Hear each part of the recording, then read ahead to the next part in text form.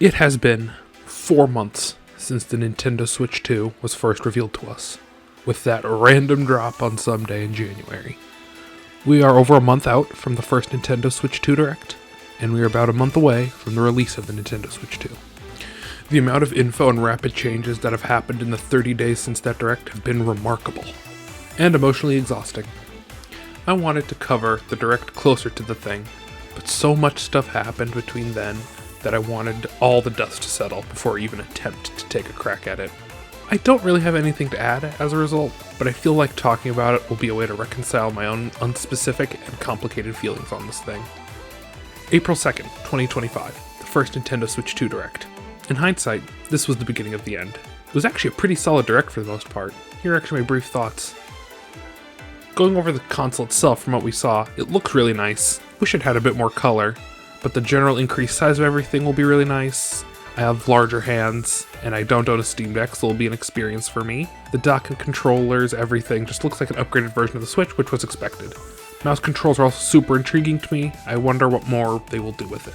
Mario Kart World. Burnout Paradise, complete cultural victory. This looks absolutely fantastic. It is an evolution of Mario Kart 8, but they're also doing something completely unique with this one. It isn't just an iterative sequel, which would have been completely fine with a series as high quality as Mario Kart. The open world shift honestly should have been expected, but it is cool to see it anyways. Everything just looks so polished and fun to play. The character roster being as nuts as it is probably my favorite thing. I made an embarrassing noise when the cow showed up. Nintendo embracing costumes for Mario Kart outside of Tour is also amazing, as that was one of my most wanted things I wanted them to do. Super good looking game. The only real problem I have is mostly just a worry about the quality of the track design. The Mario Kart Direct also showed a few more problems, like what do you unlock with the open world, and why is the character select screen so ass? All in all though, banger. Game chat, game share of the camera. It's almost amazing how much I don't care about any of these things. I never use voice chat on anything, I don't have friends who I'd share games with, and I just don't feel the need to buy a separate camera. The Switch 2 going all in on Discord Lite feels like a weird move, but I guess it's an understandable one, especially if Discord ends up collapsing. But I will never press the C button on purpose, I just don't ever see myself using it. Nintendo Switch 2 Welcome Tour. It looks like a really fun tech demo. What the fuck do you mean it's $10? Like, all interest evaporated when it came out that it was paid. What an absolute joke. Nintendo Switch 2 Enhanced versions. Probably the most expected announcement from this Direct. The game they chose for the first ones range from highly expected to unexpectedly cool. Breath of the Wild and Tears of the Kingdoms, these are almost guaranteed. I didn't notice any visual changes personally, and the app seems weird and overcomplicated. Not including the DLC with the purchase is bad, I'd say. Mario Party Jamboree and Kirby, these were more unexpected. Not because they have a Switch 2 version, but because they are getting whole new expansions, which opens the door for a whole lot, and that is what I am more interested here, Kirby especially. Drag X Drive. I feel like this could be really cool if it had any character whatsoever. This is shockingly bland. A wheelchair basketball game could lead to some great characters and would allow for some great representation. But nope, we are getting the most generic armored individuals of all time, but they're in wheelchairs. I'm also a bit suspicious on if this is problematic representation or not, especially with the unique control scheme and how it might exclude some disabled people from playing the game properly, but I am not the person to talk about this. I'll wait for people who are actually disabled to speak out about that. I'm not going to cover all the third parties as there were a lot, but some of the highlights are Street Fighter 6. The game itself being ported was expected, the DLC being included is great. Hate how long it's taken for Elena to come out. But my favorite announcement was also here though. New Amiibo and Amiibo cards for Street Fighter. Holy shit, I love when they do this. Hopefully I am not foreshadowing anything. Hitman and Elden Ring look like great ports. Rune Factory is my most anticipated game right now. Fortnite might actually run like a real game now on Switch. Hades 2 and Gungeon 2 are interesting as well. Third parties will have a good time here, even though it might be kind of boring because there won't be any silly compromises anymore. Hyrule Warriors Age of Imprisonment. I love these Nintendo Dynasty Warriors crossover games. Hyrule Warriors Definitive Edition is one of my favorite Zelda games of all time, and one of my favorite Switch games. I have sunk hundreds of hours into it. Age of Calamity was a fun little romp, but the story was disappointing and it suffered from some serious frame rate issues. But the core gameplay was really solid. Age of Imprisonment just seems unnecessary and like more of it. I am just so sick of Breath of the Wild era Zelda. All I want is a new Zelda crossover. So just seeing more Age of Calamity was a bit of a disappointment. and I can't take anything they say about the story seriously anymore. But the gameplay looks as solid as ever, and hopefully the frame rate issues are fixed. But ultimately I think Zelda seriously needs a new era soon. GameCube NSO. Disappointed that Wind Waker HD is stuck on the Wii U for a while longer, but I don't care. Soul Calibur 2 with Link, holy fuck, I have waited for this for so long. F-Zero GX is another absolute banger, finally playable again. And the rest of the games coming are all classics that have been hard to obtain legally for years. No real complaints here. The Duskbloods. I don't care for Souls-likes, to be honest. It's a skill issue on my end. I've tried Elden Ring and Bloodborne, but I'm just not that great at them. And seeing how this is going to be some weird multiplayer game, it's not my thing. Although I did say Bloodborne 2 out loud when this trailer is airing, so there's that. Kirby Air Riders. I don't know how to describe it, but when I saw the Warp Star, I knew it was a Sakurai Kirby star, and I braced for a new era of Smash speculation. But I was pleasantly surprised with the new Kirby Air Ride, and Sakurai's return to Kirby. Not seeing any gameplay and a vague release date does raise some alarm bells that this shit is not coming out this year, but we move. Donkey Kong Bonanza. To address the elephant in the room first, I am weirdly neutral on Donkey Kong's new design. I obviously love the original Rare design, but I am interested in seeing what they do with this new one, and it's such an expressive and well-made model. As for the game, another super high quality looking platformer, it looks polished as hell, and exactly what I wanted from a new 3D Donkey Kong game. Although I can't help but feel that there is something big about this game that they're hiding from us. Even if there isn't, it still looks amazing. Here's some more nebulous things. The pacing was kinda weird, that solid chunk of third parties was kinda weird, the tech issues on the American stream honestly should have been an omen. So yeah, the direct was good, but a bit underwhelming in some parts. And if we go back to my last video, did not get a bingo unfortunately. Got pretty close, but ultimately fell short.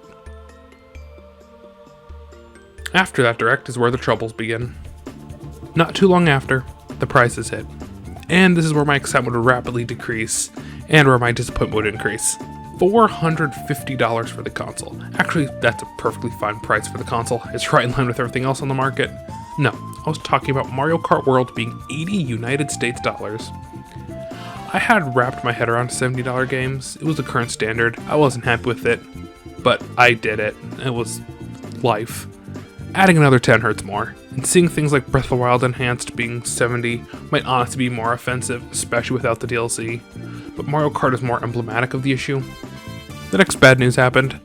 We got the game box reveal. I don't actually hate how the boxes and box template looks. The banner is too big, the art feels claustrophobic, but I am super happy that the sea of red spines is gone, although the uniformity was pretty nice. No, my big problem comes when the box has all these damn disclaimers. This Hitman box art might already be the worst box of the generation. Arkham City looking ass. Nintendo isn't exempt from this either. Metroid Prime 4, that box art looks like ass too. But those disclaimers is where we get the third piece of bad news. The game key cards. I collect physical video games. I plan on making more stuff about my various collections, but let it be known that I really like collecting physical games. They're more convenient for the most part, you don't have to download as much, you don't have to deal with any accounts or DRM, and it works offline, not requiring any servers. And yeah, I just like having some fun plastic to look on my shelf. I am not immune to silly plastic. I'm not hiding it at all. And as most of you know, they have been becoming less and less common over the years because corporations like the total control and convenience of a digital store. But in this wake, the Switch One was actually a pretty damn good console to collect for. A metric ton of releases and many collector's editions, and they are small enough to amass a big collection. And most of the games being on the cartridge itself was useful for how small the Switch's storage was. But collecting wasn't perfect. There was the ever-present code in a box, and the games that require a download. There were more than I'd liked for both of those, and it was annoying. So seeing this game keycard system was a thing was annoying, but it did seem better than a code in a box. You could still trade it in and get used ones, although in some cases it absolutely seemed like the worst of both worlds.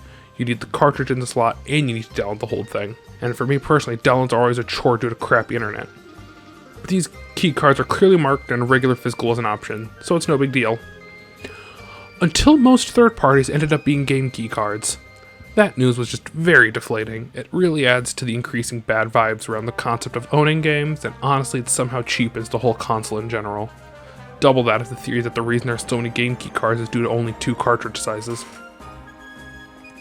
Also, thanks to EA, we also know that this doesn't even replace the code in a box, so there's that too. Worst of all worlds here. And up next, The pre-order was delayed because the United States is currently collapsing because a not insignificant portion of this country voted for a bigoted piece of shit. And for some reason, this single country has a bit too much influence over the global economy. Yeah, the tariff discussion is unavoidable, a plague on not only the discussion of the console, but basically all hobbies and most of life itself at this point. They're all affected by these inane decisions. While the game prices weren't directly determined by tariffs, it seems very likely that they were increased in anticipation of potential tariffs, because there's been discussions of tariffs and a recession for a while now, and Nintendo just decided to go through with the prices now. What was really affected by the tariffs is the accessory prices, where I get really sad again. Amiibo are now 30 to 40 United States dollars. What the fuck, man? Even the Amiibo cards are 40 bucks. I have been fucked up over this for a while now. Amiibo are one of the main things I collect outside of games, and I love collecting them, you know? But when they were $12 to $20. But now I just cannot justify this anymore. Even with the Street Fighter 6 Amiibo, the ones I was looking forward to the most, each one is $40. I'd rather just buy the Street Fighter 6 Collector's Edition.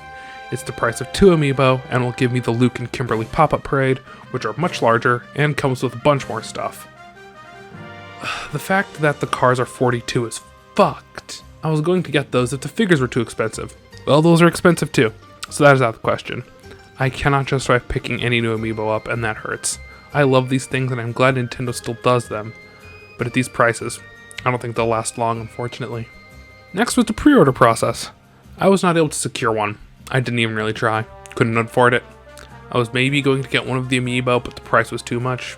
So I will not have anything for the release of the Switch 2. And that brings us to today. As of writing this, it's May 10th. As of recording, it's the 12th. Hopefully not much changes between now and the 5th. Not sure how much more whiplash I can take. As it stands now, as I said before, I was not able to secure Switch 2 pre-order, so I will not have any real first-hand experience with the console for a while. Maybe I can get one by the end of the year, but with how life is, I cannot definitively say anything. I'm actually probably shit out of luck in general if there is a serious possibility of a price increase rather than a decrease. The Switch 2 should have been this exciting new era for gaming, but the real world and all the bullshit that entails has made it very depressing. I hope that this whole situation can improve. Not just the Switch 2, but the world at large. Because no matter what way you frame it, politics are the reason why this situation has turned south. And once it starts affecting their hobbies is when people start to pay attention. When it's way too late. Hopefully the world can improve.